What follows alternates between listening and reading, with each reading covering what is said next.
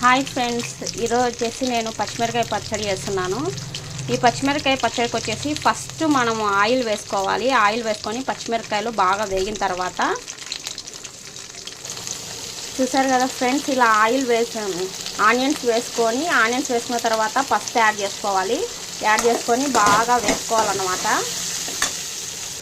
ఫస్ట్లోనే మనం టమోటాలు యాడ్ చేసుకుంటే కనుక ఇవి ఆనియన్స్ పచ్చిమిర్చి అనేవి ఉడకవన్నమాట.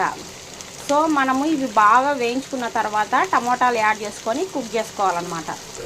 ఈ పచ్చడి వచ్చేసి నేను తిరువాత అన్నంలోకి కాంబినేషన్గా చేస్తున్నాను. ఈ పచ్చడి తిరువాత అన్నంలోకి చాలా బాగుంటుంది. చపాతీలోకి, రొట్టెలోకి, దేనిలోకైనా, సంగటిలోకి, దేనిలోకైనా బాగుంటుంది అనమాట. దీంట్లోకి కొబ్బరి కూడా యాడ్ చేసుకోవచ్చు. నాకు కొబ్బరి ఫ్లేవర్ అంత నచ్చదు, సో నేను స్కిప్ చేస్తున్నాను. మీకు నచ్చితే కనుక కొబ్బరి యాడ్ చేసుకోండి. టమోటాలు వేసుకోవాలన్నమాట. టమోటాలు బాగా వేగి